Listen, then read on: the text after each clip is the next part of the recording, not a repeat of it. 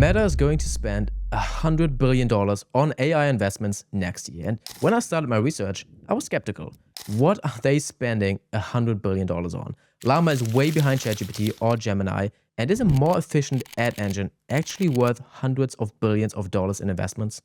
Well, the market seems to think that Meta won't see stellar returns from this, and the stock is trading at a huge discount to other Mag 7 companies, and it's already dropped double digits on this investment announcement. But this might be a chance. I mean, Llama is not Meta's AI story. Ads have already massively improved thanks to AI, and Meta is building a much bigger ecosystem in the background that could make it one of the biggest AI winners after all. Let me explain.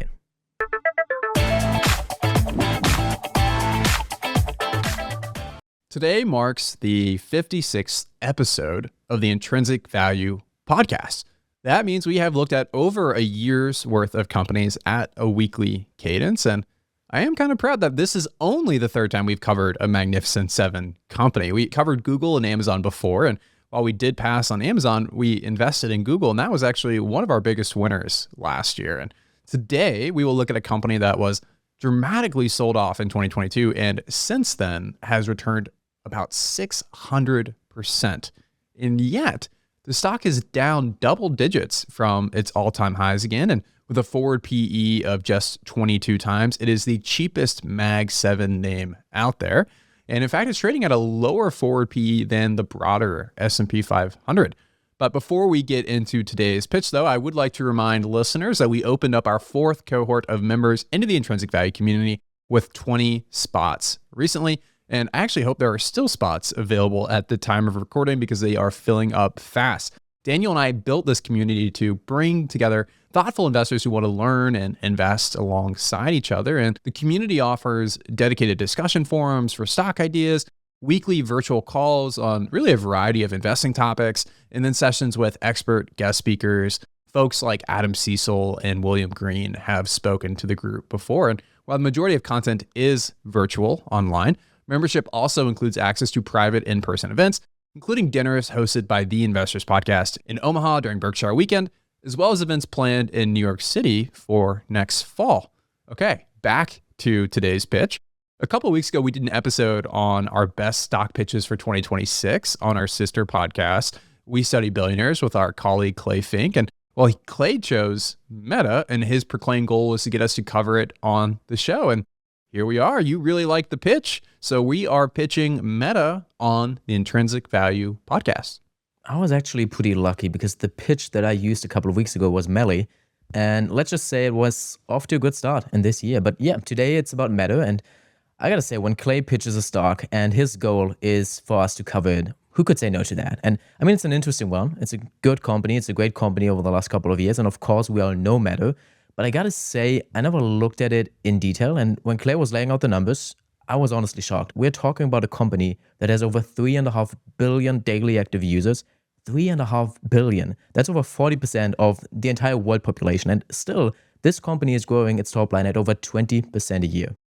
It's absolutely remarkable. And what is even more impressive is the level of monetization. I covered Snapchat a few weeks ago. People remember that as our first anti-pitch for a company. And with that business having over 900 million users, you'd probably think that it was a money printing machine, but actually we found that it was quite the opposite. So to me, what's even more remarkable than just the sheer number of people using any one of Meta's apps is the revenue they generate per user, especially compared to their competitors like Snapchat.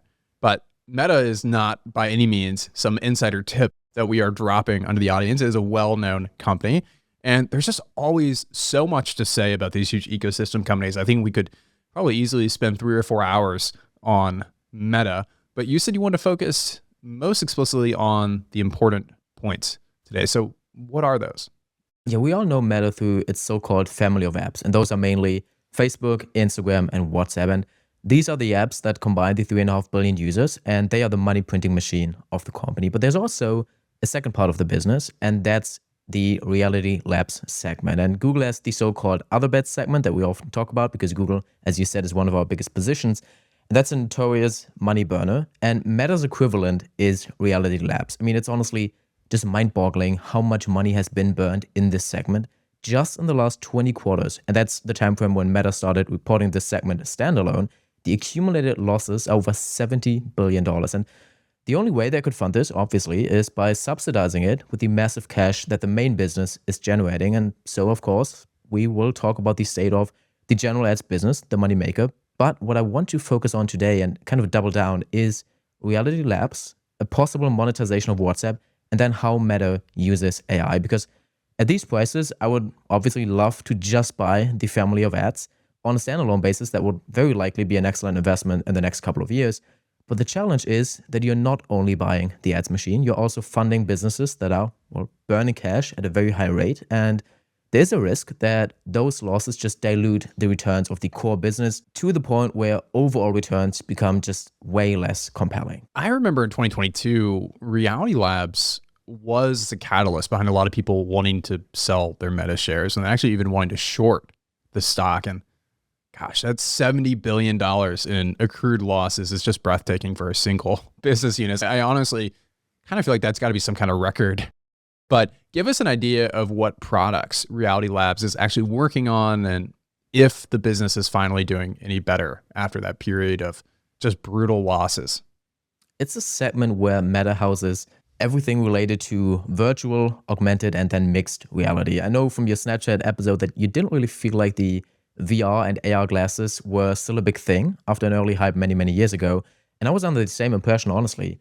I didn't know how many companies still pour billions and even tens of billions of dollars into this hardware. But after looking into it, I think I've gained, I might say, a new appreciation for these products and their potential. The progress just made within the last couple of years is really nothing short of impressive. When we first talked about VR or AR glasses in the 2010s, there were these clumsy, low-quality screens, and they just offered very little in functionality. And this has really changed to the extent that these glasses might one day actually become competitors to smartphones. And if you ask Mark Zuckerberg, that will happen before the end of this decade. And I guess that's why all the big players are in this space. No one wants to miss the next big hardware revolution, basically. So for Apple, for example, it's about retaining market share in hardware. For Meta, it's about opening an entirely new business and also the huge ecosystem advantages that come with it by dominating it. And then for Google, it's pretty much about both, expanding the ecosystem and then also expanding the already existing hardware business. The thing with great products is you tend to see the greatness pretty quickly. Nobody has to sell you on the greatness of it. And the second the iPhone was released, it was a hit. But with virtual reality goggles and these AR glasses, it just seems like the total opposite. None of these products have taken off, despite a lot of excitement from those who have produced them. And so I don't know, that's what makes me bearish. It looks a little desperate to me that these companies continue to bet on the technology, but each one has its own approach. So maybe you can paint some color around how these approaches have differed. I don't know if the iPhone was really an immediate hit. I mean, I think it just came at the perfect time. It's not like it was the first smartphone. I mean, take EVs as another example. I think it took them a very long time until you actually saw them on the street and being this huge success that to some extent you can say it is now. So the first ever VR glasses that I've heard of were the Oculus. And I think it's safe to say that the tech and the hardware just wasn't ready for an iPhone moment back then. But I think just as smartphones or just these touch phones back in the day got better with time, I think the same is also true for the glasses nowadays. The main VR series of Meta today is called Quest. And in the last 2 years, Meta released the third generation of the Quest. And they just got better and better every single time. In my mind, these are basically gaming consoles that you wear on your head instead of having them as a station in your living room. So I personally don't think they will be a huge hit anytime soon because the theory sounds great, but you would need a lot more quality to actually compete with the big consoles like the PlayStation, the Xbox, or also the Switch. When I think about the potential customer, I don't yet see the massive demand for VR headsets. They're these niche products, and my best guess is that they will stay niche products for quite some time. So just a couple of days ago, actually, Apple announced that it would halt the production of its Vision Pro headset due to low demand. And you saw similar things happening to other VR headsets as well. So I don't think VR is the future. What I want to shift the focus on are the AR glasses. That's where it gets pretty interesting in my opinion. So Meta has been building out smart glasses in partnership with Ray-Ban, and I gotta admit, they look pretty cool. They're a mix between just normal glasses and then some fancy tech. I think if I were to wear those in public right now, I would still feel slightly self-conscious, but you're significantly closer to a product you would actually wear than you were just a couple of years ago. Well, even if I'm skeptical of their popularity, I will say the tech is pretty amazing at this point. They're sort of a bridge between today's smartphones and any wearable device you might have. That's how I would think about it. And that was something Snapchat also recognized the potential in. These devices basically have a built-in display meant for quick, glanceable information. So you're talking about things like notifications, navigation hints, short messages, and then camera previews. But probably the most commonly used feature to date is just the ability to take photos or short videos hands-free. And this is where Meta can leverage its existing family of apps really powerfully. Notifications from WhatsApp or Instagram can show up directly in your field of view. Incoming calls can be answered without touching a phone. Directions, reminders, or these short AI-generated summaries can be surfaced at exactly the moment they're relevant. And over time, this does create the possibility of Meta turning its apps into maybe what you call like an ambient layer that sits on top of everyday life rather than being something you actively open and close on a screen. I think that's probably the most important point to understand about AR and the entire Reality Labs segment or project in general. I mean, the idea is obviously to be the next Apple when it's time to move from smartphones to the next big thing, whatever it is. And Mark Zuckerberg is definitely betting on it being AR glasses. So everybody wants to do that. Snapchat too, as you mentioned. But I mean, the question you got to ask is why does Snapchat not stand a chance in this game? At least that's what we think. I would say because it lacks the ecosystem. I don't think that hardware will be a moat in itself. All the AR glasses will be roughly equal in terms of quality in the long run. So hardware isn't even a moat for Apple. A company like Apple is probably more about the aspiration of owning it and just the ecosystem of the brand. And iPhones are great, but I don't think they're significantly better than any other phones. So no matter what the next big hardware thing will be, I'm quite sure the main differentiators will be the same. It's about the ecosystem and it's about the brand. And when you think about Meta, they obviously can integrate Instagram well into the whole idea of making photos and filming with the glasses. You can immediately upload the photo or the video and potentially even edit it with the help of Meta's AI, which is something they also show in demos, which is available on all the glasses that they bring out. But you can also receive and send messages on WhatsApp or Facebook.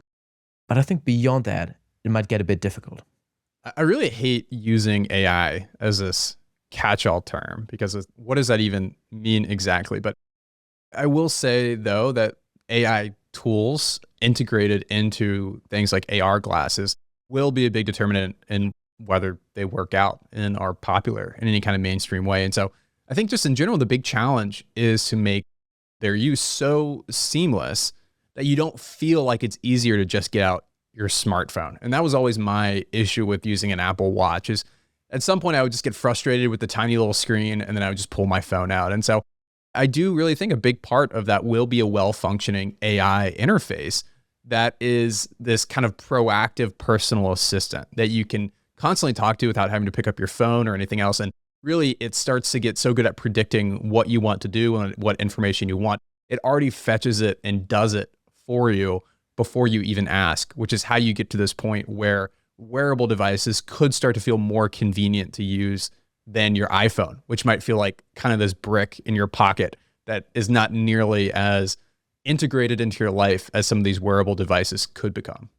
Seamlessness is certainly the most important thing when it's about integrating new hardware into your daily life. And I think if you listen to most of the Mark Zuckerberg interviews, you will see that what he cares most about is that these glasses are as seamlessly usable as anything could be, basically. That's what it's mostly about. And you're right, AI is a term that is thrown around with whatever product you currently bring out. And I still think it's certainly what makes me most excited about the AR glasses in general and the idea of them being used significantly more in the future.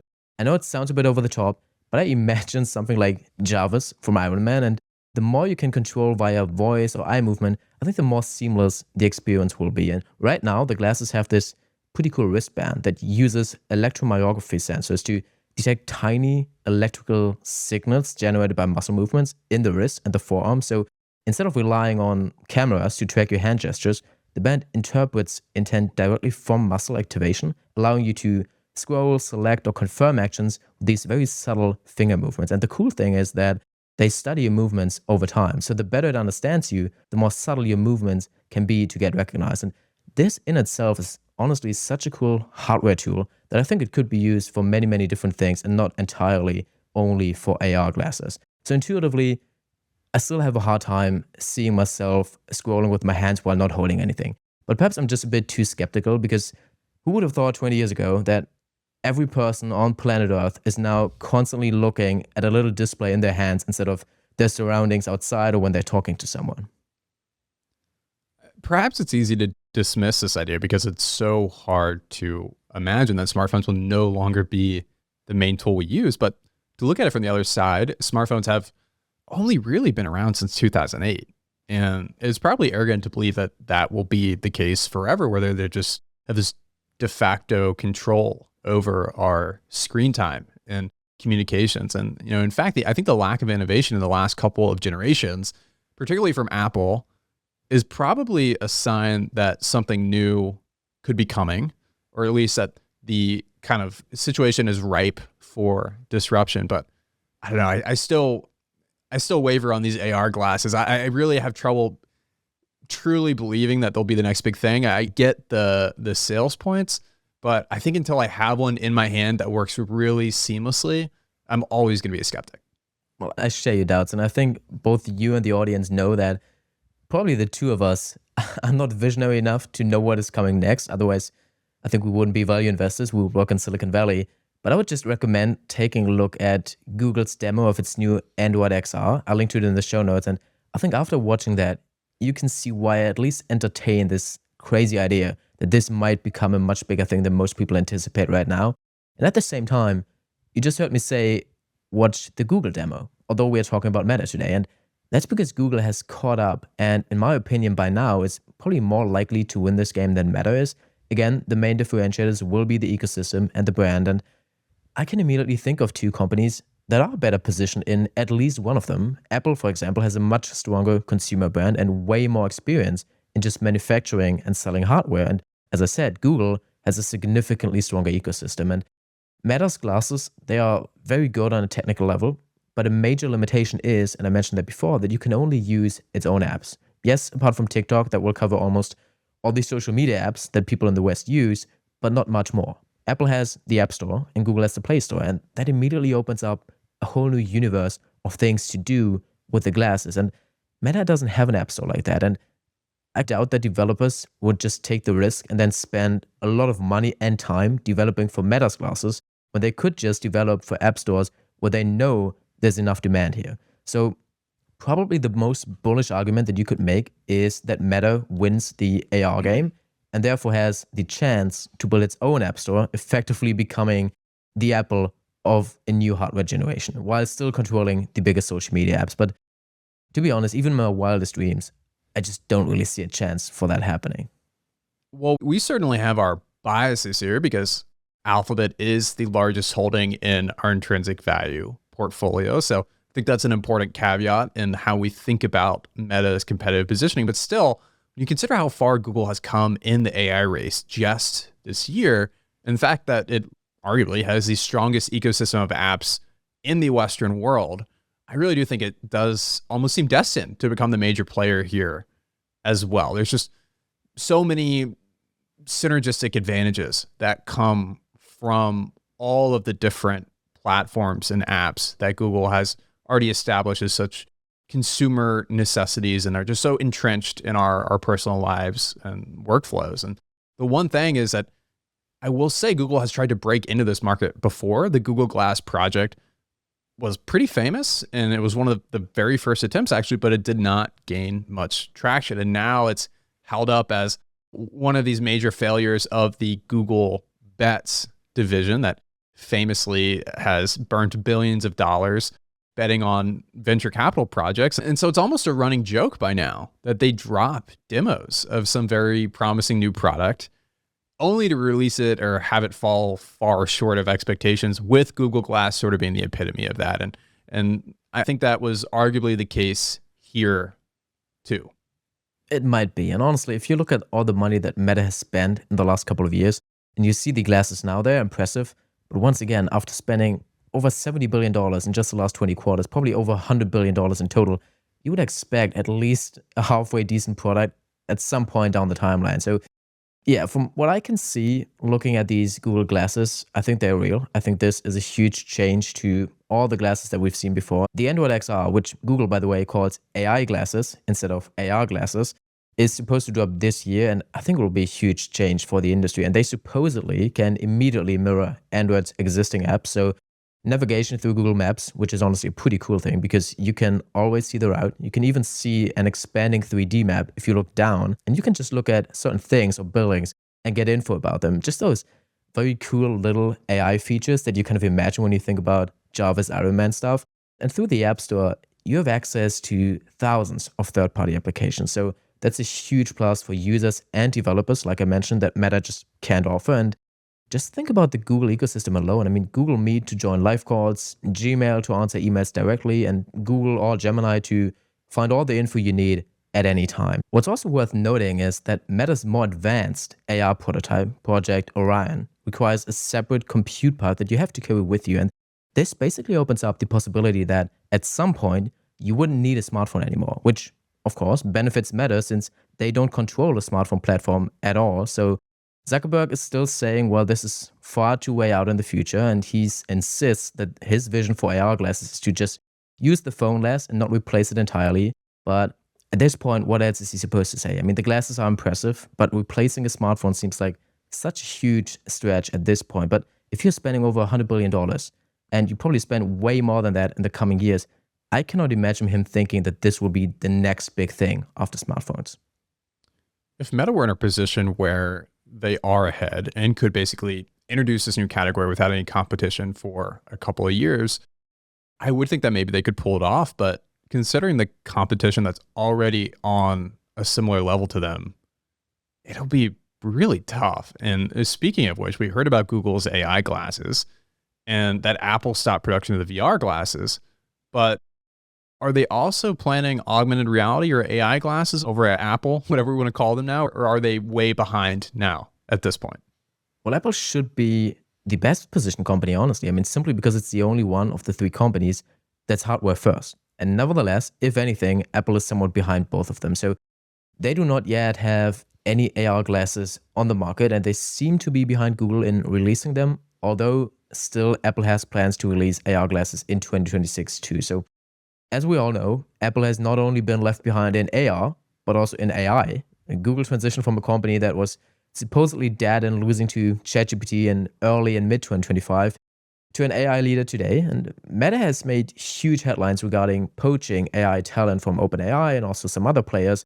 Apple, though, has been really quiet in the AI race. And that can be easily explained when we look at Apple's CapEx compared to that of both Meta, Google, but also Amazon, Microsoft. And Apple is being outspent by all of these companies by a factor of roughly 5 to 10. And this will either turn out to be a very smart move, or Apple is in the middle of basically blowing its lead in many ways.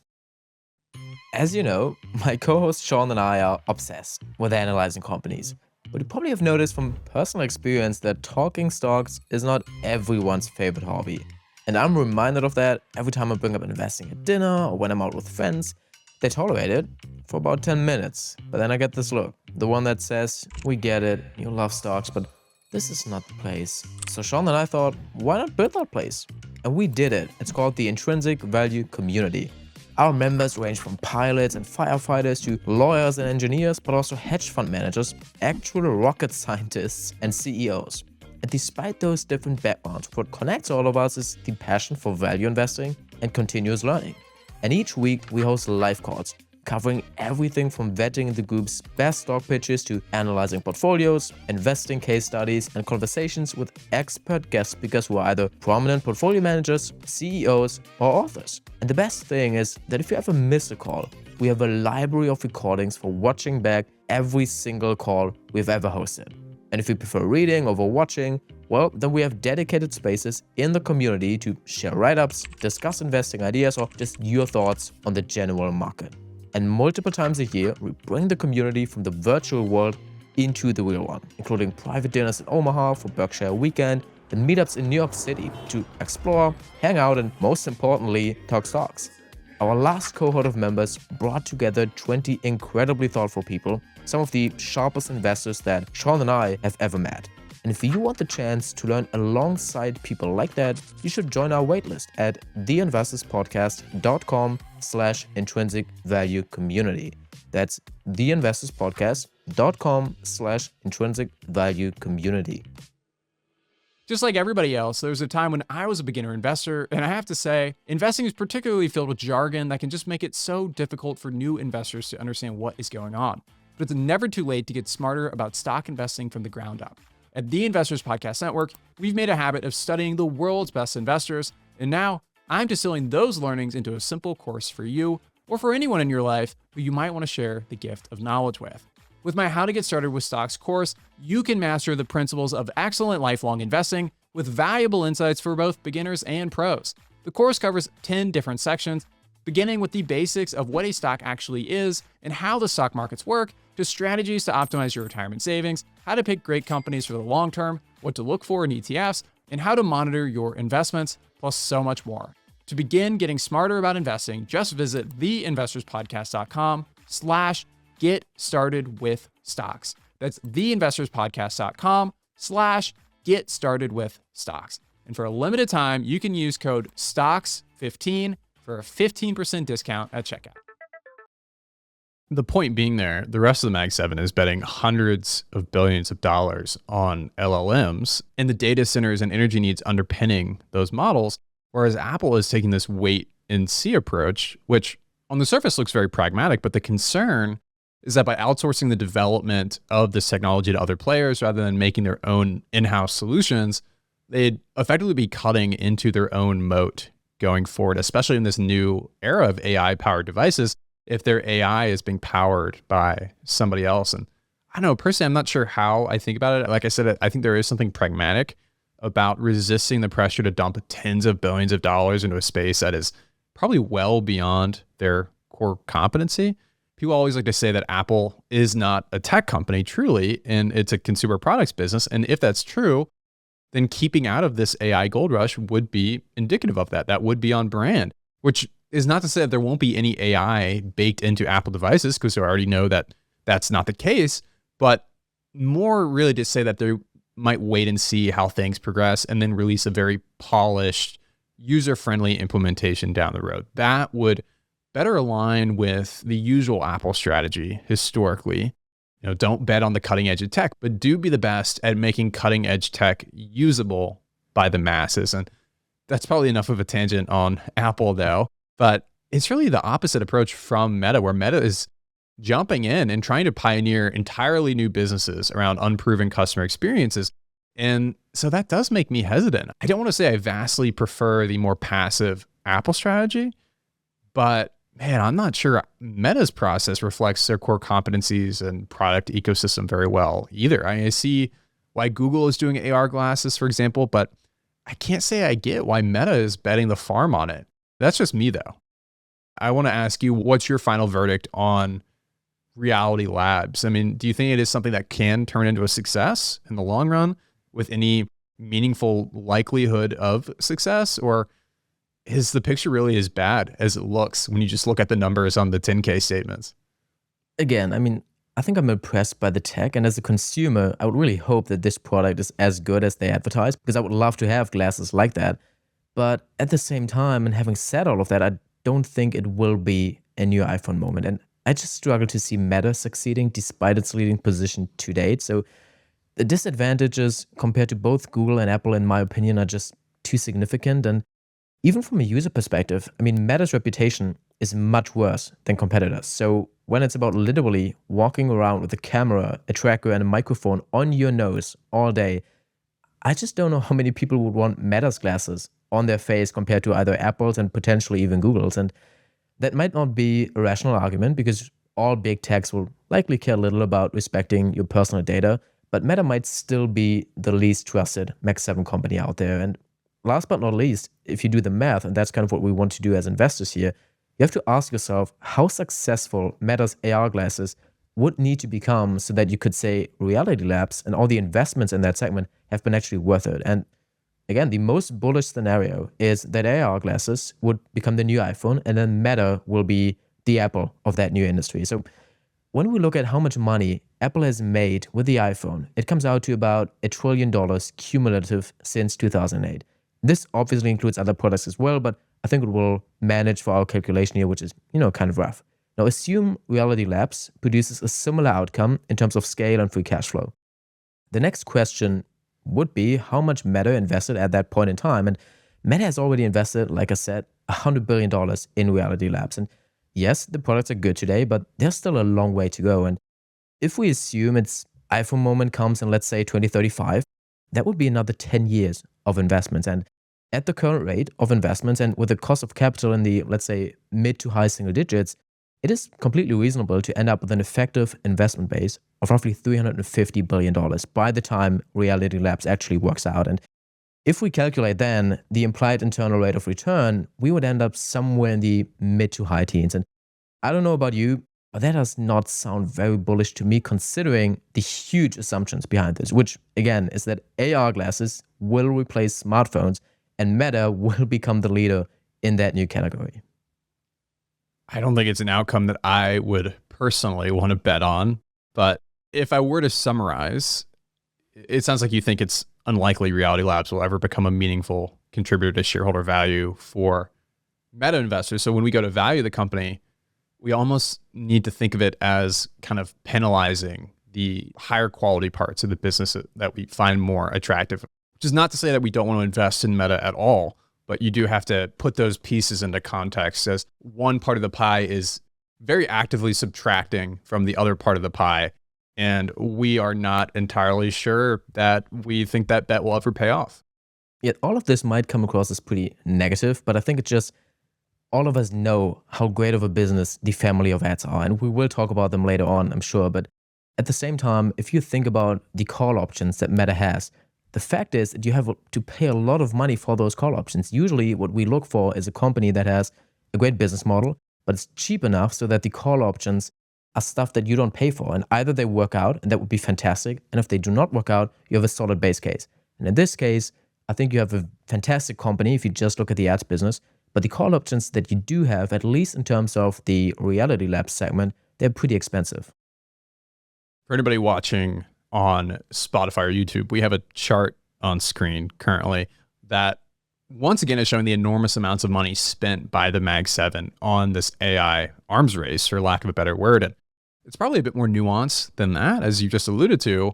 AI is used in basically all of Meta's products, from software and algorithms to hardware, and yet it's still a huge bet on one type of technology.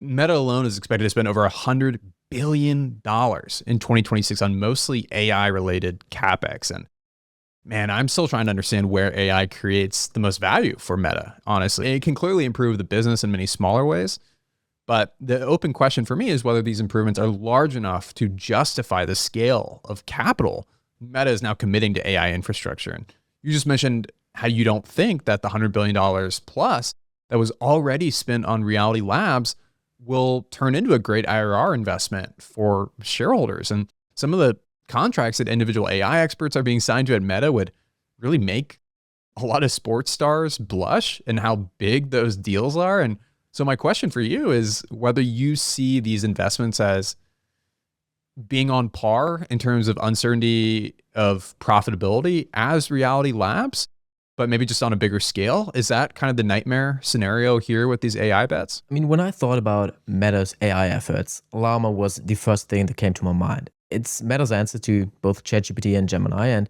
depending on the ranking, you could say it's probably a top 5 model compared to the usual suspect, but that is just likely not worth that much. Shawn and I use AI tools daily, and while I wouldn't describe myself as a super user, I think just given the sheer amount of time we spent with those tools, we probably kind of are, and not once did I try Llama. You just don't go for the 4th best model. And just recently, one of Meta's longest standing top AI researchers, Jan LeCun, claimed that they used different models for the benchmarks to make the model look better than it actually is. And he was also very critical of LLMs in general, and especially Meta's AI efforts. And I probably should say that he's not your average AI scientist. He's somewhat of the godfather of AI.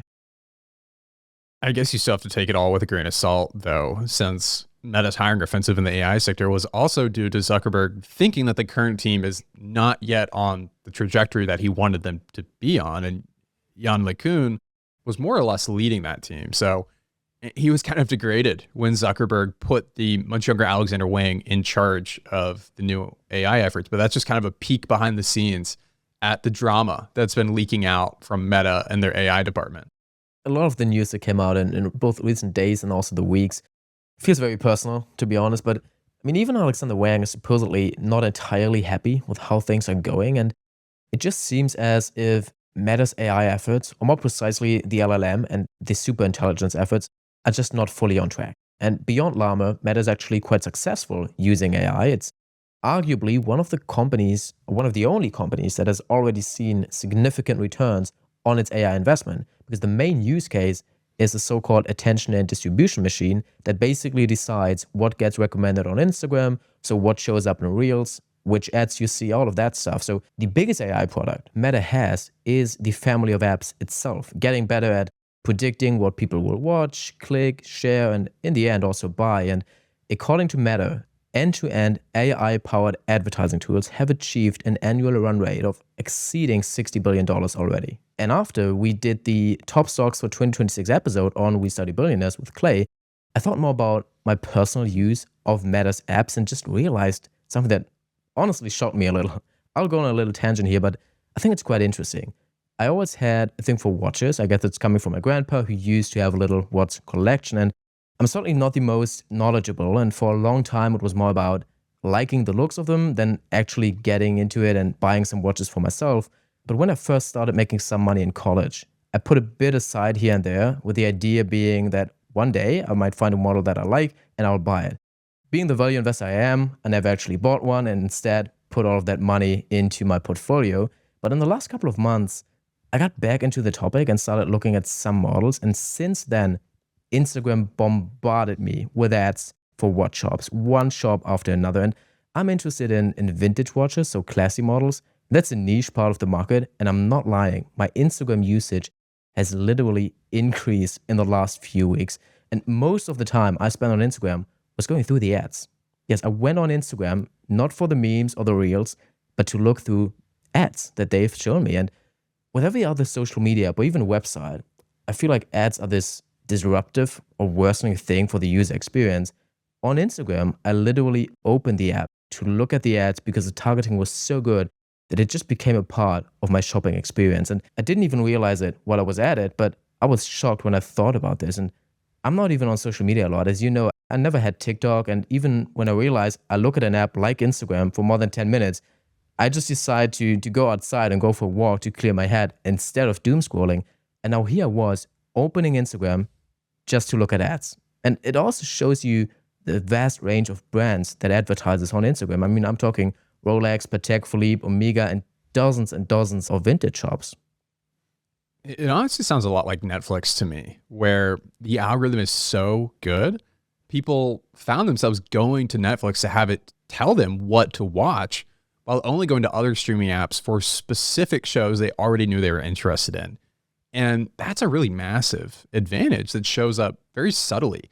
And to the extent that others go to Instagram or other Meta products because they know that ad targeting is so good and they'll find things they're genuinely interested in. I mean, that's very promising. And I'd never really thought of it that way, but I can see what you mean. I think it's easy to underestimate how much runway there still is in advertising alone. And as you said, it already feels like every major brand advertises on Instagram. And of course, that's been true for years.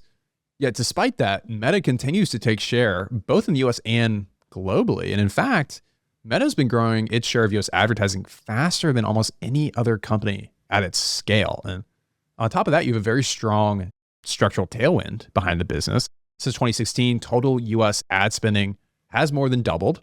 And a meaningful portion of that spend is still sitting in these legacy channels like TV, print, and radio. And as that money continues to migrate toward digital outlets online, Meta remains one of the primary beneficiaries of that trend. And you put those two forces together, share gains and a growing overall market, and gosh, it's just not hard to underwrite. double-digit growth at a minimum in the ads business for many years to come.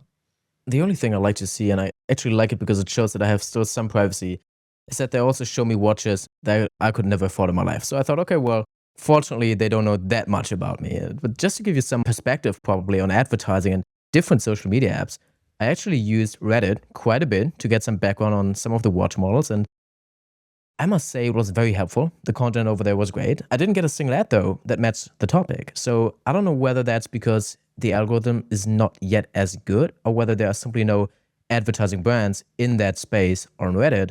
I think the potential is definitely huge, and I'm pretty sure it's probably only a matter of time before we see many more brands and especially SMBs advertise on Reddit, which is obviously good because it's one of our portfolio holdings, which performed phenomenal since we bought it because you did the pitch and I was still doubting it, but you told me, Daniel, trust me, the ads on that app will only get better over time, and I think they will do. I still feel like this should have been an even better place than Meta should have been for especially these niche vintage watches I was looking for. So long story short, and I know this has been somewhat of a tangent, Meta's ad algorithms are just incredibly good. And a big part of that is AI improving them. And we shouldn't forget that just a couple of years ago, in 2021, Apple's iOS privacy changes caused pretty fundamental change for Meta. Before those changes, apps like Instagram could just track your behavior across different apps and different websites. And after the update, these apps had to ask for consent. And obviously, most users declined with opt in rates of about 20 to 30%. And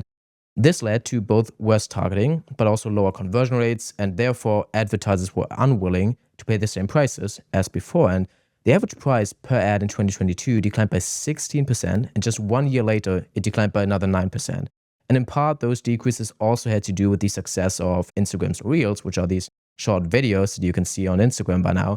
They've been very effective at keeping people engaged and thereby increasing ad volume, but they weren't yet monetized to the same extent as the typical in-feed ads or the ads that you see in the stories. That has changed though. Generally, when a lot of new ad inventory opens up, ad prices will drop at first because the auctions for them are just less competitive, but at a lower price, the ad space is obviously even more interesting for advertisers, so they bid up prices quickly, and that's sort of the cycle that you see again and again when Instagram has new features, increases the amount of ads that you can show on the app.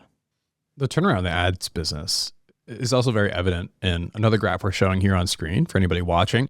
You saw mid-single digit declines in 2022, basically driven by lower ad pricing, followed by what was a pretty speedy recovery in 2023 with growth stabilizing at over 20% from there. And so at the end of the day, Instagram is the gold standard for monetizing social media. And there is no other app as effective for advertising, in my opinion. So ultimately, advertisers will take price increases. And that's exactly what Zuckerberg did when Meta was in this huge correction in 2022. And if you now layer the stock price over that chart that we have on screen, you can clearly see how it follows the growth rate of the ads business, which I don't think is too surprising since we know the Reality Labs is really not part of the business in a meaningful way and is a huge loss-making machine. But even still, the impact on the top line is pretty minimal.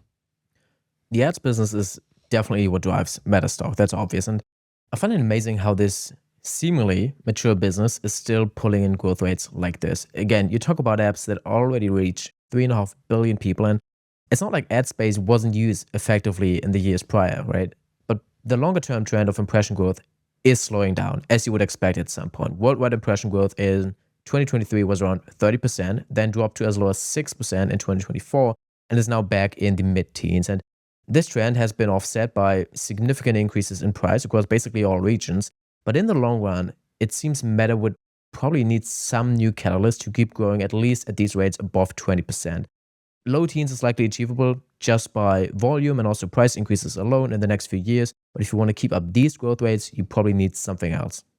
From Clay's brief meta pitch that he made, two possible catalysts that stuck with me that could achieve this are AI content and then monetizing on WhatsApp. And so many Americans will probably not appreciate the size of WhatsApp. I know that I certainly did not. And on our last few trips together to Montana and Portugal, when I wanted to reach Daniel, I had to go over to WhatsApp because there's a good chance that my iMessage would be ignored. And I don't say that to be snarky. It's just that Daniel and many others outside the US I've come to find just do not rely on iMessage in the same way. They're not used to checking for text there. And that was sort of unfathomable to me at first, but I've really come to appreciate that that is a reality. Globally, WhatsApp is the number one messaging app with about 3 billion monthly active users. And incredibly, Meta bought the company for only $20 billion back in 2014. But at that time, it had about 200 million users.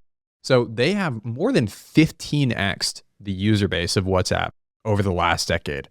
And that's the home run of all home runs right there. And so part of the truth is that for the longest time, it didn't really make money though.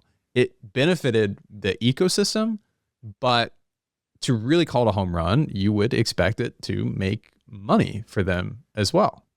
Well, especially now, considering the huge capex that they put into AI. And I guess that's part of why Meta is doubling down on monetizing WhatsApp now. I mean, the core consumer product remains largely ad free. Monetization primarily comes from WhatsApp Business, where basically companies can create verified business profiles and then interact with customers and use messaging as a customer support or commerce channel. And then larger businesses pay Meta for messaging APIs. So we're talking transactional messages like order confirmations, shipping updates, customer service interactions. And this currently brings in about $10 billion in revenue, which is about two-thirds from the overall $15 billion that WhatsApp is currently generating. And I feel like many people will have very different experiences with WhatsApp. I know you said WhatsApp is a pretty scammy app for you with messages from people that you don't know. And I guess it's like that for many Americans. Way more people have iPhones there, so using iMessage just makes a lot more sense. For me personally, it's the other way around. As you just said, iMessage tends to be pretty scammy and I might miss messages there, as you said, which I'm very sorry for. Well, WhatsApp is just very clean and safe. And I guess that's also why I was a bit hesitant about the huge growth prospects that some people saw on WhatsApp. I don't want to be reached on WhatsApp for professional things or by companies. For me, WhatsApp is where I text with friends and with family. And when I'm waiting for a package, the message that arrived can go to iMessage. And when I complete an order, the message can, I don't know, go to my email, but I don't want those messages in WhatsApp. Okay, I think it's safe to say I'm definitely learning a few things today, especially about how other people think about iMessage and WhatsApp. And yeah, it's just fascinating that two people using the same product with the iPhone and product ecosystem with Apple devices generally can land on such totally different perceptions of how to interact with pretty fundamental apps, right? And so I don't know. I think it should be easy though for Americans who don't use the app to see huge potential just in the numbers alone. We talked about the benefit of having different perspectives a lot on the show, especially having different consumer perspectives. And, you know, we live in different countries. And I think this is a situation where those different perspectives helps us a lot in understanding Meta. And when we talked about Snapchat a few weeks ago, we mentioned how terrible the ad placement was and how it made the user experience so much worse. And so I guess my question for you, Daniel, is do you think something similar could happen to WhatsApp? As they try to monetize it, are they going to actually damage the relationship that folks like yourself have with WhatsApp and how they perceive it and maybe push people back to iMessage or some other third-party platform? I hope they don't. I really hope they don't. But I mean, Snapchat's ads, they're in the chat section. And in my opinion, they're just a terrible user experience. To me, it feels like just this massive invasion of privacy when there's a random ad popping up between private chats. And I never wanted to open them, but the notification was so annoying that sometimes you just have to open them anyway. And according to WhatsApp, they won't place ads in the chat section, which is the most important part of the app, of course. So instead, they will be in the status section. And for anyone who doesn't know how WhatsApp functions, WhatsApp status is essentially the equivalent of Instagram stories. So we're talking short-lived photo and video updates that disappear after 24 hours. Actually, this feature is not even that old. It was only introduced a couple of years ago. And intuitively, to me, this doesn't feel like a particularly powerful ad surface, though, because at least anecdotally, I don't know many people under the age of 40 who use WhatsApp status. Then again, looking at the reported numbers, it might be a much bigger thing in international markets outside of Europe and outside of the US, because Meta claims that WhatsApp status has roughly 1.5 billion daily active users and describes it as the most viewed story product in the world. And if that is accurate, then my takeaway is that status has to be far more relevant in emerging markets where WhatsApp is not just a messaging app, but probably more like the primary social communication platform. And That's obviously great for reach, but it would also mean that the majority of impressions that you can get from these ads will come from regions with significantly lower ARPU or average revenue per user. And ad impressions in India, Brazil, or large parts of Southeast Asia, they simply don't monetize the same way as they would in the US or Western Europe. And another way to monetize ads via WhatsApp is the so-called click to message ad format. And these are currently one of Meta's fastest growing ad formats. And once again, I didn't really know about this feature before because I'm not on Facebook where most of these banners are. And also because it's, I think, more of an international thing. Once again, the way it works is that you might go through Facebook, for example, then you see an ad for a product that you like. And then there's a little button that says, okay, well, message me on WhatsApp. And then if you do that, you can talk to the people in the shop on WhatsApp to just ask more questions, and potentially that leads to a sale. And actually, while I did my, let's say, research on Meta, I was on Instagram and I saw an ad where I also saw such a button. It wasn't for WhatsApp directly, but it was for Messenger. So apparently they're not only in international markets, but also in Europe by now. Well, just based on what you've told me about WhatsApp's monetization strategy and the fact that they are sort of in the early innings of doing ads, probably a reasonable estimate would be maybe $1.50 in ARPU.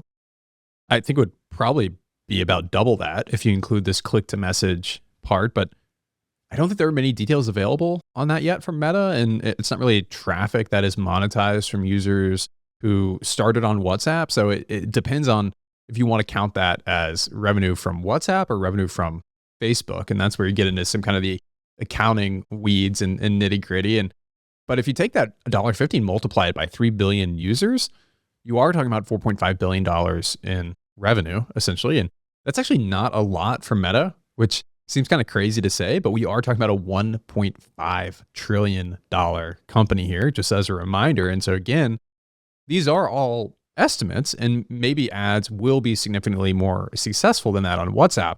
But I think it's fair to say that we don't expect wonders coming from this monetization effort. It may incrementally improve and drive the business on the margins, but this is not going to be totally revolutionary in the way that Mark Zuckerberg hopes that Reality Labs will be. Where I think WhatsApp monetization becomes more interesting is business messaging. And Meta has been very clear that it sees WhatsApp less as an ad product and more as a business communication platform. And today, millions of businesses in emerging markets already use WhatsApp as one of their primary ways to interact with customers for support, order confirmations, delivery updates, and just any kind of basic inquiries. Even if Daniel would prefer those messages go to his iMessage. But larger businesses pay Meta for access to WhatsApp's messaging APIs, especially for transactional messages. And for context, this is about 2/3 of WhatsApp's $15 billion in revenue right now. And the long-term vision is to turn WhatsApp into kind of a global customer interaction layer. This is maybe how you'd think of it. So businesses could pay to message users, manage customer relationships, run this conversational commerce, and increasingly use AI-powered assistants to respond to customers at scale. And in that model, WhatsApp starts to look more like a CRM or customer service channel from the business's perspective, embedded directly into the world's largest consumer messaging app. And if that works, the economics could be very attractive. I mean, the business messaging revenue is typically recurring, relatively sticky, higher margin, and less cyclical than advertising. And given WhatsApp's scale, even modest monetization per business interaction could translate into tens of billions of dollars over time. This might actually be a good time to try and utilize, I would say, our audience, because if you're from international markets like Brazil, India, or elsewhere, just feel free to leave a comment and tell us how you use WhatsApp. I think that would be a very valuable insight, because if there's one thing I learned is that WhatsApp is, because it's a global app, used completely differently by so many different countries and cultures, basically. I asked international members in our intrinsic value community how they use WhatsApp and what the trends are in their home countries, basically. And this gave me a whole new appreciation for the monetization possibilities of WhatsApp. It turns out that WhatsApp business is already a huge thing in India, up and coming in Latin America, and even in some parts of Europe, you already see businesses doing that. And a huge factor here, surprise, surprise, is AI once again. And I think I naively focus on just my consumer behavior to justify WhatsApp business is not yet a big thing here in Europe. I thought it was just because WhatsApp here is, again, as I said, used to talk with friends and family, and users don't want it to be mixed up with business, shopping, or whatever. I mean, I just know it from my personal experience. When I was traveling somewhere and I used WhatsApp Business, I just hated the fact that I had all these business accounts hiding the chats that I personally have with other people, and I basically forget about them because I have all these business chats in front of them. I just didn't like it, but probably that's not the case for most people. I mean, as one of our members pointed out, the actual reason is probably more likely to be labor costs. So the fact that people in Europe don't really know that feature is, since most WhatsApp business customers are small and medium businesses, so they have to pay someone who is essentially just answering these messages. And you can do that in countries with low labor costs, but it doesn't really make sense in countries with high labor costs. So that would probably be yet another use case for AI, because if you implement AI chatbots to handle these conversations, you could potentially open up the entire European market, which also offers much higher margins for WhatsApp business. So some analysts, probably the ones on the more bullish side, say that this is at least $100 billion annual opportunity. I'm probably more in the camp of wait and see, but who knows? I mean, after more than a decade, perhaps Meta has finally figured out how to monetize WhatsApp. The one thing I would still say is I'm not really certain that for the last decade, they just didn't want to monetize WhatsApp, because it has been a topic for many, many times, and they just didn't end up actually, at least successfully monetizing it. So I'm not really certain if it's about they never wanted to or just never really worked out the way they hoped. Okay. I think we covered the different call options that you see for Meta, the things that provide potential optionality to the upside, including Reality Labs and WhatsApp beyond this kind of core advertising business. And, there are varying degrees of cost to support that optionality. And that's probably the most generous way I can put it, at least for Reality Labs. But how about we go ahead and talk about the core family of apps, Facebook, Instagram, and how AI has impacted the latest numbers there. And given the user count, it seems unlikely that user growth will be a major driver of future growth here. Growth is slowing, and at over 3.5 billion active users today, it is kind of just hard to imagine how much room there could be left to expand into. And yet you still see room for incredible top line growth. Just in the last quarter, Meta grew the overall ads business by 26% through a mix of increasing ad impressions and raising prices for those impressions. And at these rates, it's not unlikely that Meta will surpass Google's search business within the next few years as being the biggest advertising business on earth.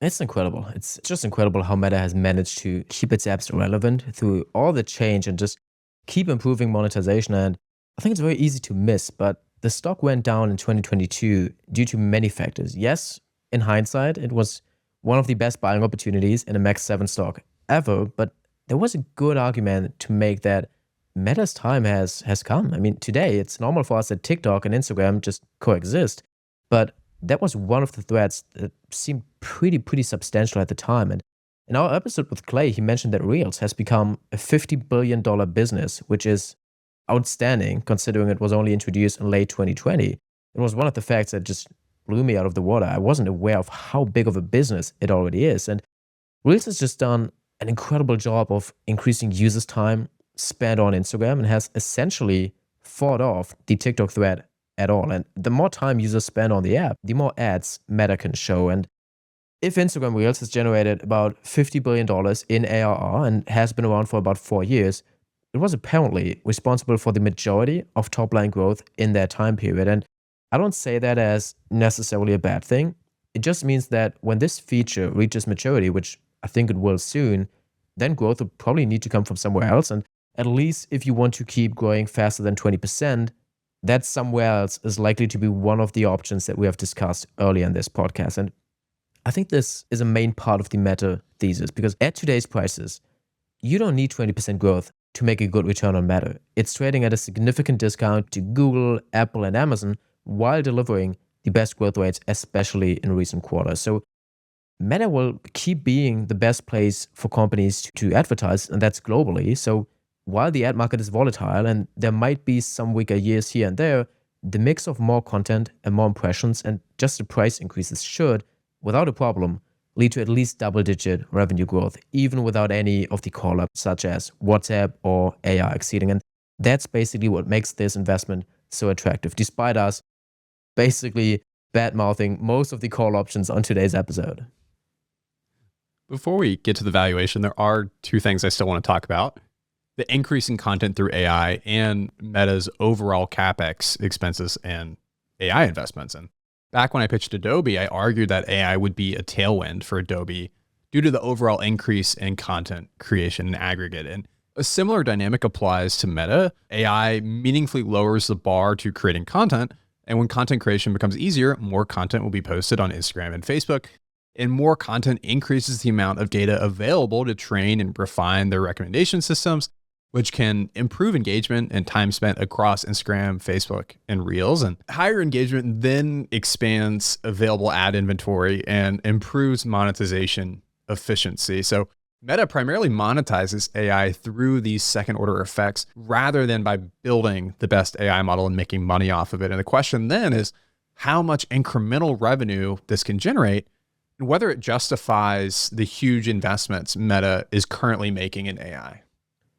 Yeah, I don't want to dampen the mood here, but unfortunately, I don't think anyone has that answer. I mean, perhaps we should first clarify once again what an outstanding CEO and also capital allocator Mark Zuckerberg is. I feel like that gets ignored sometimes due to the Metaverse disaster and his also stubbornness in pouring billions into Reality Labs. But Meta was founded in 2004, which is only 21 years ago. So it's by far the youngest among peers like Apple, Microsoft, and Amazon, and even Alphabet. And it was the only company that reached close to $100 billion in gross profit in less than 20 years, 17 to be precise. And it was also the only company that reached almost $50 billion in operating profit in that time frame. So Zuckerberg definitely knows how to scale a business without spending a lot of money.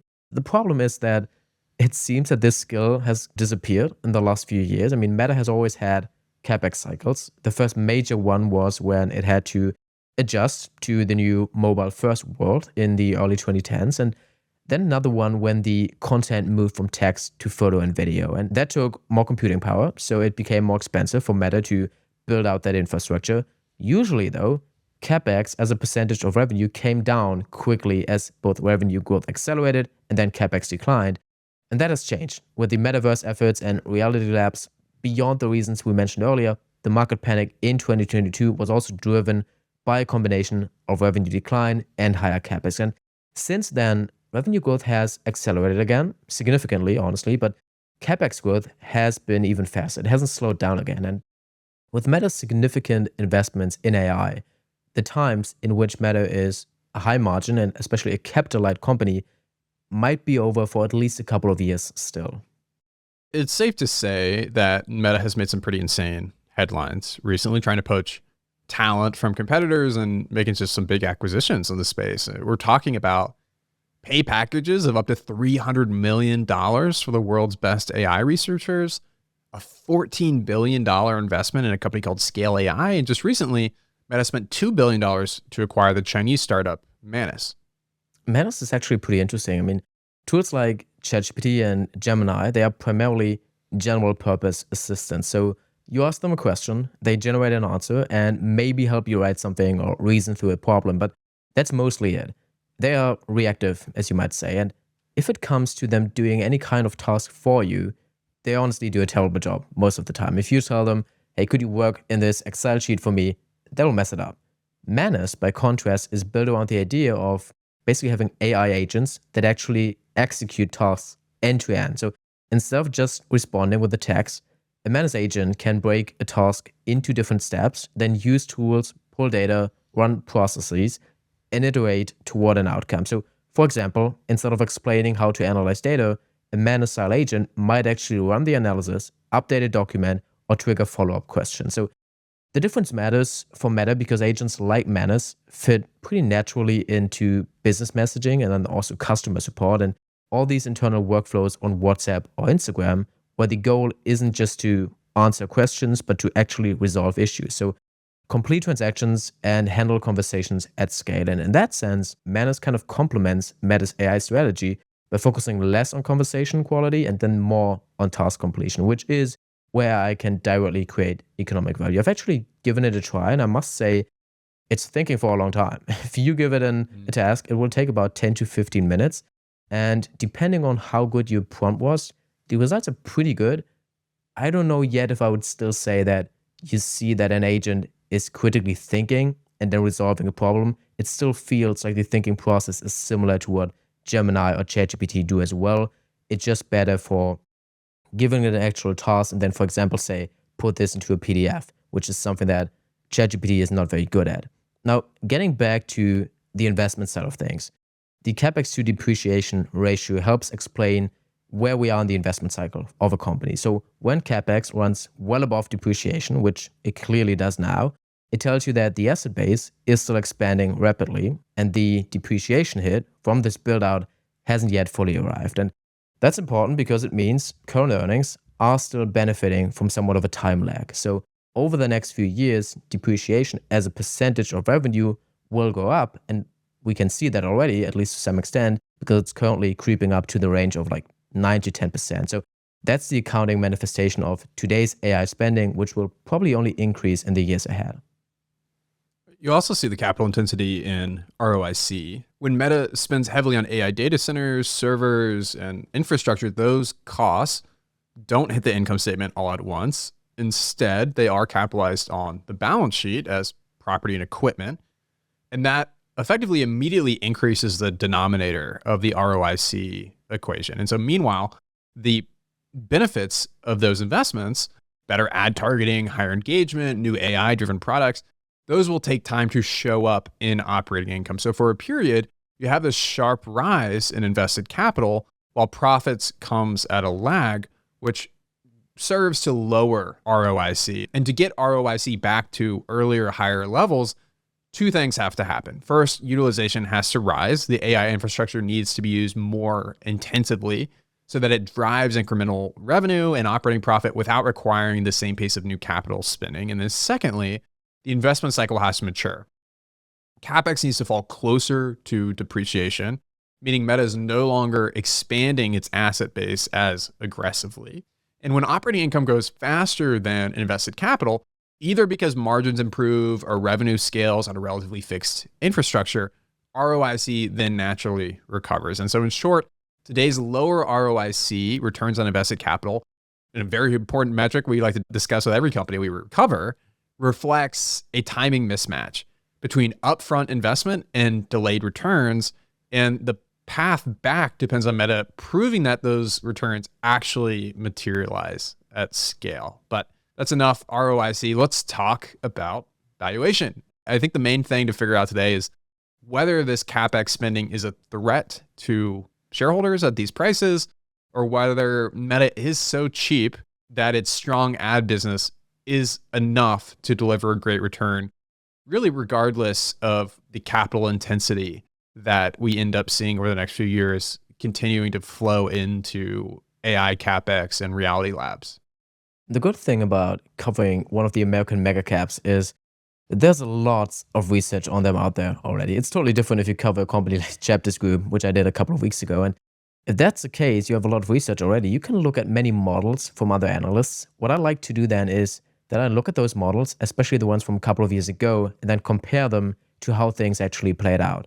And what's interesting is that especially Meta bulls in 2022 have been completely right about its undervaluation, and yet most of them have been massively wrong about investments and capex. Many expected them to come down significantly and for Meta to basically return to becoming an asset-light cash machine.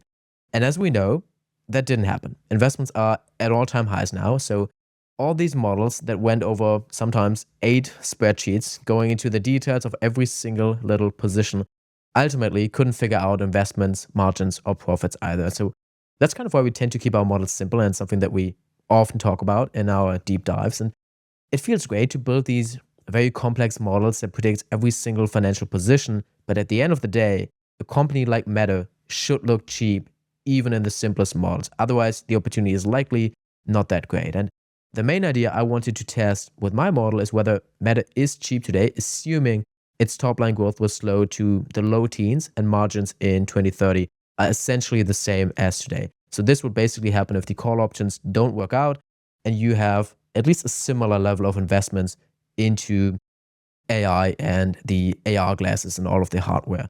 And this could happen. I mean, the heavy CapEx investments today will flow into depreciation, and this is what will pressure margins in the years to come. We already know this will happen. And if there is no huge payout in 3 to 4 years from now, it's just unlikely to have significantly higher margins than today. And in my model, operating income still grows from roughly $80 billion in 2025 to over $135 billion by 2029. And again, margins don't expand meaningfully until later in the period, and even then, they only reach 2024 levels. For free cash flow, I'm assuming, I would say, a conservative 7 to 80% conversion from operating income to free cash flow. I say conservative because in the history, it has been higher than that already. And this reflects elevated CapEx once again, and then working capital needs tied to AI infrastructure. And under those assumptions, free cash flow grows from roughly $45 billion to about $95 billion, so it doubles over the forecasted period. And assuming slight share declines of 1 to 2%, once again, in line with historical share buybacks that Meta has done, and the next multiple in the mid-20s, a discount rate of 8%, which is what we usually use when we talk about these large cap US companies, this all would imply a fair value of about $700 per share. And that would mean a low double-digit return from today's prices, including dividends, technically cleaning our hurdle rate of 12%, but still not as incredibly cheap as Meta has been obviously in 2022. But it sounds like, based on your base case, Meta looks roughly fairly valued. What about a more optimistic scenario, right? We always like to think about the bullish and bear cases here. Yeah, so even in a more optimistic scenario, you don't need to underwrite any outlandish assumptions. Instead of low teens top line growth, I assume more growth over the next 2 to 3 years, leading to a CAGR closer to 20% in the forecasted period. And if we assume Meta can return to just 45% operating margins by 2030, you could get a stock worth about $1,000 today, even without a higher exit multiple as in the base case. So under these assumptions, I still don't expect Reality Labs to break even, not even close. And the additional revenue and margin growth would most likely come from monetizing WhatsApp. And generally, if you, for example, would want to figure out what Meta is currently worth if they just shut down the huge investments in, for example, Reality Labs, it's about $18 billion that they would have more in operating income if you just basically cut down these investments over the next couple of years. It's about 50% margins that you would reach. So if you want to do an optimistic case and you want to model that you invest significantly less money in the next couple of years into those segments, you should probably model about 2% margin increases over time to get about 50% at the end of 2029, 2030. And as somewhat of a closing remark on this pitch, I guess what makes me a bit hesitant is Zuckerberg's stubbornness into these investments in Reality Labs and AI.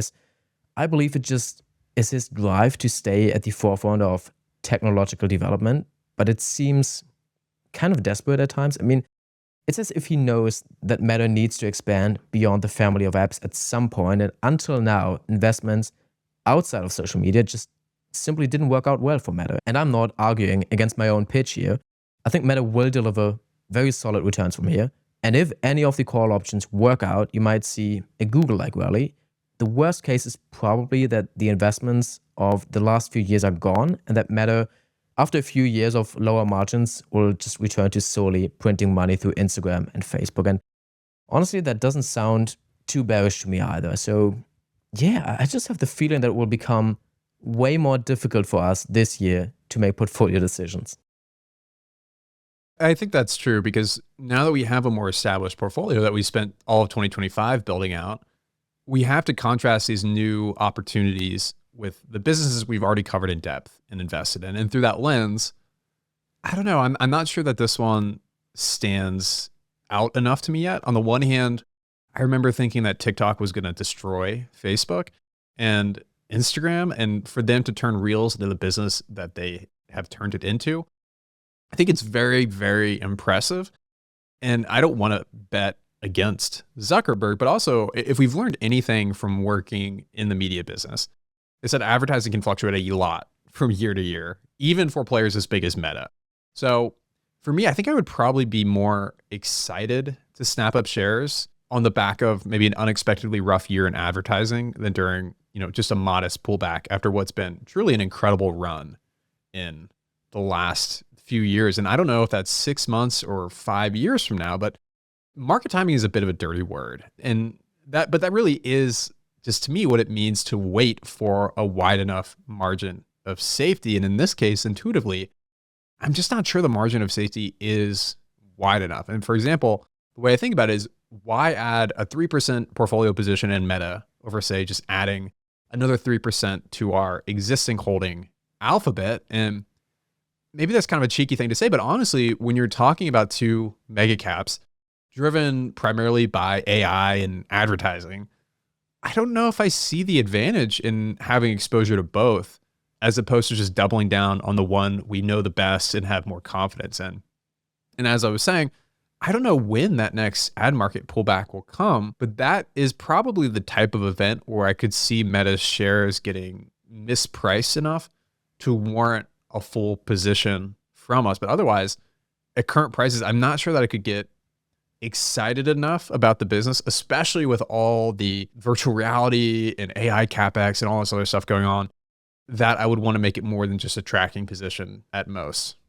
I think it's important to, once again, point out that we are really trying to think long-term here. So perhaps Google is slightly overvalued right now and probably Meta is slightly undervalued right now, but we are thinking about what company we would want to own for the next 10 years. And if I think about Google, and honestly, if the research of Meta has shown me one thing, it's that I definitely want to own Google. It seems that Google, no matter what you look at, what the product is, what the industry is, Google is always there, and it's at the top of almost any product that is either released right now or that will come out in the next couple of years. So yeah, I definitely think that Meta is probably undervalued right now, and it probably would clear our hurdle rate of 12% going forward in the next couple of years. But is it significantly better than the companies that we currently own in our portfolio? I'm not so certain about that. I mean, as a general framework for portfolio decisions this year, I don't think it's helpful to frame reallocations as mistakes or short-term thinking, because in the early phase of the portfolio, the goal was to get things started. And that meant adding high-quality companies as we cover them, knowing full well that over time, we would likely come across businesses that are even higher quality. And that doesn't mean the initial investment was a bad idea or a mistake. It simply reflects the reality of a closed portfolio where no new capital is coming in. And in that setup, every new idea has to some extent compete with existing positions. And sometimes that means replacing a very good company with one that we personally believe has an even better long-term risk-reward profile. Not because the first one was a mistake or it has failed, but because capital is scarce and opportunity costs actually matter. But regarding Meta, I think I'm more bullish on the company than you, and maybe this pitch was even a slightly more negative because we only focused on the what-ifs instead of the fantastic ads business. But I'm quite confident, again, it could clear our 12% hurdle rate. However, I don't immediately see a position in our portfolio that I would want to swap for Meta. I guess we'll have to take an even closer look this year at how our portfolio companies perform on an operational level and then compare them to our waitlist companies. And personally, I think that Meta is far up on our waitlist now. But all right, how about we give the hints for the next episode? Yeah, so actually next week's pitch is another social media company, but it's one I'm guessing most of the audience has never heard of, which sounds a bit antithetical to being a good social media business, but I think you'll see what I mean. And actually, I will add that this is going to be our first foray into the healthcare sector. So if you focus on just those two hints, I think you can probably figure out exactly which company I'm talking about. The healthcare sector is something that a lot of people pointed out to us. And until now, we haven't covered a company there because we thought it's just too complex. But I think the company that you look at next week will be a pretty interesting one. And yeah, I'm pretty excited for it. So I would say I would close it for today with a quote by, of course, who else? Mark Zuckerberg. And he said, "Move fast and break things." I probably wouldn't recommend that as general life advice, but after listening to many interviews with him lately, I think it's just astonishing how someone who has become one of the richest people on the planet in his 20s still has such a drive to work every day and disrupt everything and is willing to risk on it. But yeah, we are not willing to take the risk with Meta yet. And with that, we hope to see you next Sunday in the next episode. Have a good one. Thanks for listening to TIP. Visit theinvestorspodcast.com for show notes and educational resources. This podcast is for informational and entertainment purposes only and does not provide financial, investment, tax, or legal advice. The content is impersonal and does not consider your objectives, financial situation, or needs. Investing involves risk, including possible loss of principal, and past performance is not a guarantee of future results. Listeners should do their own research and consult a qualified professional before making any financial decisions. Nothing on this show is a recommendation or solicitation to buy or sell any security or other financial product. Hosts, guests, and the Investors Podcast Network may hold positions in securities discussed and may change those positions at any time without notice. References to any third-party products, services, or advertisers do not constitute endorsements, and the Investors Podcast Network is not responsible for any claims made by them. Copyright by the Investors Podcast Network. All rights reserved. For 5 minutes, Google was unusable, and as a result, global internet usage fell by 40%. We also shouldn't forget that there are over 3 billion monthly users of the Android operating system, as Android controls about 70% of the global operating system market for mobile devices. It's not lost on me that as I research Alphabet, I've gone back and forth between Google Docs, Google Sheets, Google Drive, and Google Search, all while using Google Chrome and watching YouTube videos about the company. So that just really speaks for itself. Google is such an integrated part of my life that I had to stop and think about all the different touch points I have with Google services. There's probably some more subtle ones I'm overlooking as well.